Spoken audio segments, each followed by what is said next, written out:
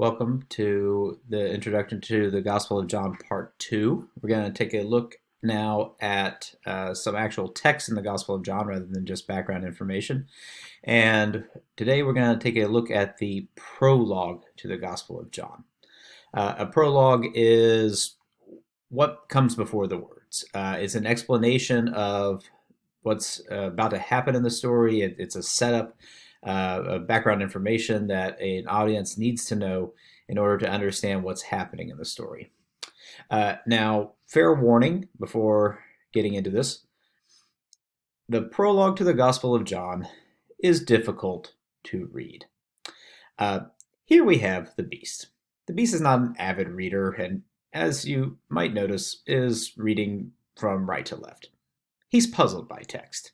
Maybe they include big words. Maybe he doesn't understand big words. Frankly, everyone is puzzled when they see things that they don't immediately first understand. And the Gospel according to John begins with probably the most complex piece of theological reflection in the entirety of the Bible, and draws upon Greek philosophy concepts that if you were a super well-educated person of the first century, you might have had a philosophical debate about, but otherwise it just leaves the rest of us in the dust. So we're all going to read this like Beast initially, and then we'll spend some time breaking it down, and maybe afterwards we'll have a better understanding of what John's prologue is all about. So here is the beginning. In the beginning was the Word, and the Word was with God, and the Word was God. He was in the beginning with God. All things came into being through him, and without him not one thing came into being. What has come into being in him was life, and the life was the light of all people. The light shines in the darkness, and the darkness did not overcome it.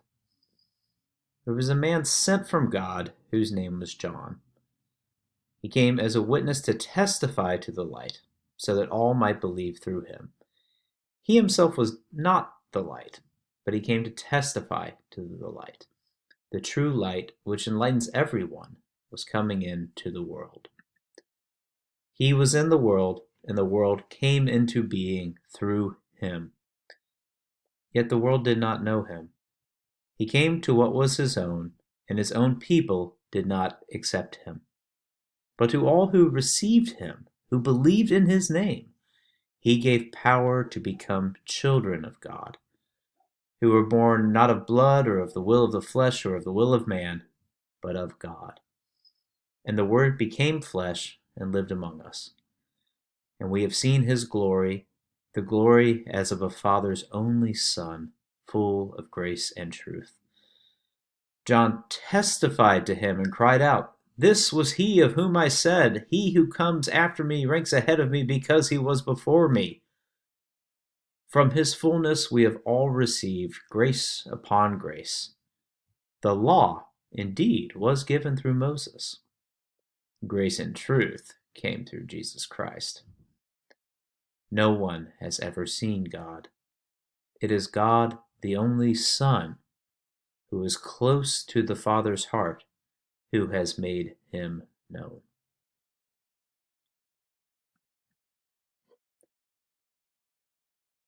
If after reading that, you are feeling super confused, that's okay, because this is a whole lot happening all at once and makes very little sense, even if you can read it in the original Greek language. It's a pain in the butt.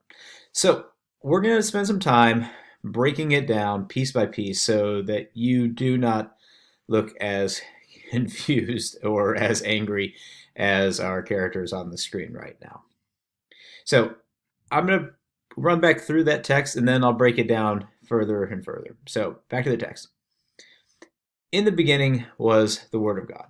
In the beginning, the very same phrase that kicks off the book of Genesis. Our author is starting with a brand new creation story, just like in Genesis 1. In the beginning, when the Spirit of God moved over the waters and the earth was a formless void. And God does all these organizing, fantastic things to create order out of chaos. The first thing that gets created is light. And our author says that Jesus is that light.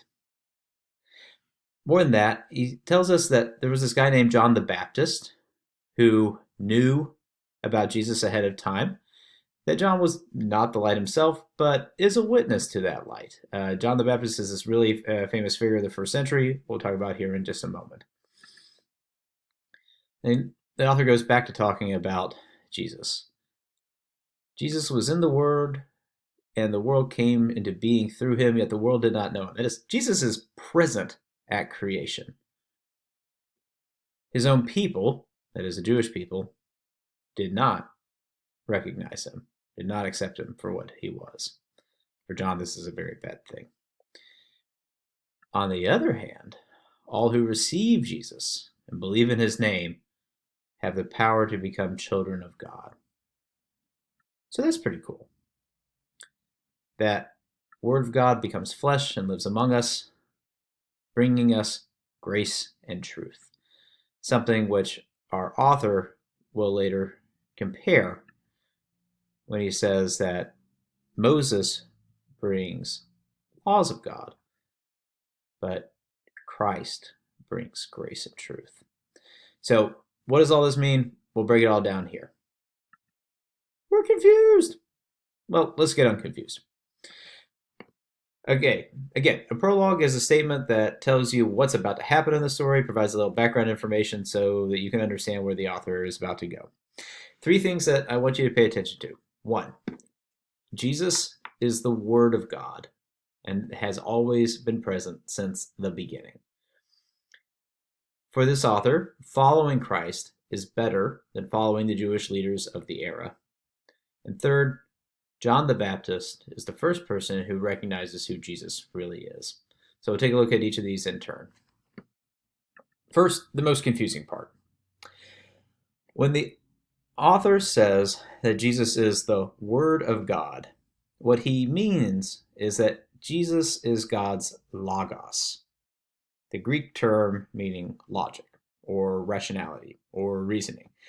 You get the idea. You can see in the root of the word logos, we have the basic word for logic, for logarithm, for any of those terms that have to do with thinking correctly.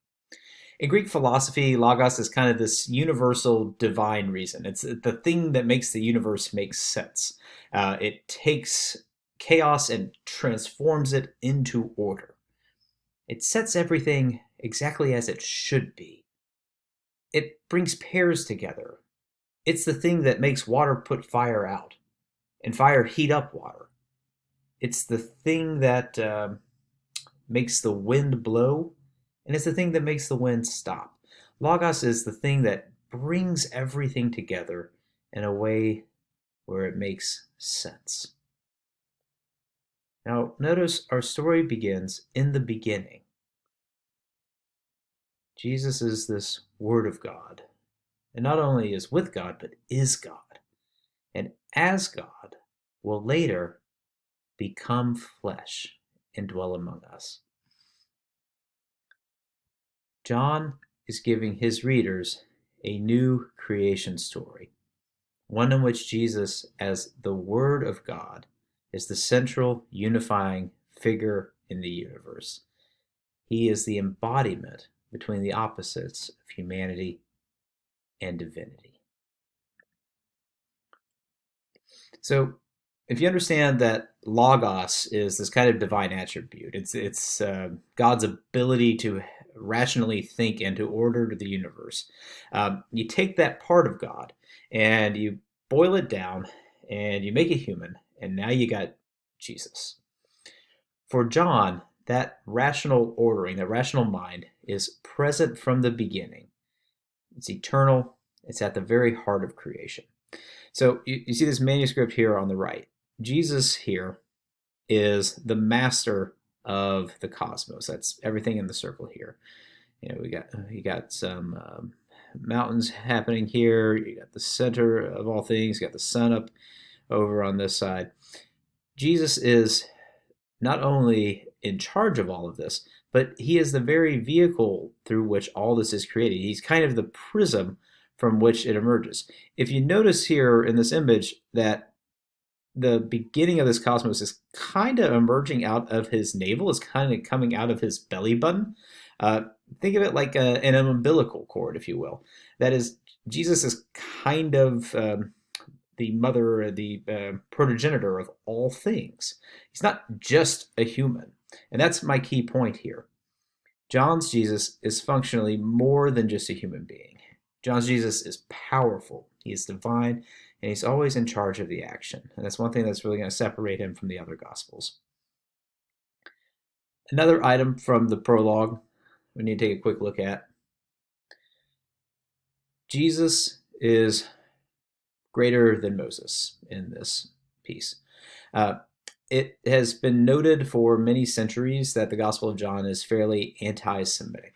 The prologue establishes that Jesus is superior to Moses, that Christianity is superior to Judaism, and this juxtaposition is set up between the law that Moses brings, those Torah laws, and the grace and forgiveness for breaking those laws that Jesus brings in his own lifetime.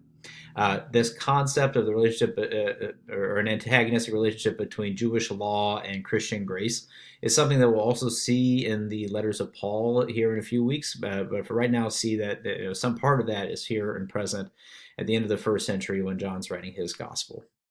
As I mentioned earlier, the enemies of Jesus in the Gospel of John are essentially the entire Jewish community and not just the Pharisees or the Sadducees running the temple in Jerusalem. It's really easy to read a story from the Gospel of John as an indictment of all Jewish people. And certainly in Christian history, that has been used to justify persecution of Jewish people. So the Gospel of John is a really, really problematic text. Where does this anti-Semitism come from? Well, think of this as a reflection of the early history of Christianity. Christianity emerges from within Judaism, and its first practitioners thought that they were essentially the best kinds of Jewish people. They were following Jesus. They thought that Jesus was the best teacher of Judaism, and they made certain claims about who Jesus was as an inheritor of Jewish tradition. And then they went around trying to convince other people in Jewish synagogues that that was the case. And people didn't buy it. By and large, the majority of Jewish people across the Roman Empire thought that Christianity, or this Christ-following group, they didn't really call themselves Christians yet, were too weird, that they had gone too far in leaving the traditions of the ancestors behind. Ultimately, this leads to some persecution of early Christ followers within some Jewish synagogues. And we start to see more and more of that antagonism between these groups as the stories continue. So if you read the Gospels in chronological order from Mark to Matthew to Luke to John, you start to see that anti-Semitic attitude get worse and worse and worse and worse. It's a reflection of biblical history. Another note from the prologue. It mentions this John the Baptist guy who we haven't spent a lot of time talking about in our class. The historical John the Baptist was an ascetic who lived in the wilderness. He ate locusts and wild honey, according to reports. And he preached a message of repentance. And this was very powerful and attractive to people in the early first century. The fact that all four gospel writers include him is probably a sign that he was a very influential person, which would go a long way in explaining why John the Baptist is the person who announces to the world that Jesus is, quote, the Lamb of God who takes away the sins of the world. By telling the story in this way, our author uses John the Baptist's authority within the Jewish community to promote the author's own perspective on who Jesus is and what made his life significant. For our author, Jesus is the Lamb of God. Jesus dies on the day before Passover, a detail that's only found in this gospel, and as such will be received by God as a sacrifice to pay the debt of the sins of the world. So, final recap on the beginning of the Gospel of John. Unique, different sources, different theology, different vision of who Jesus is. That's it.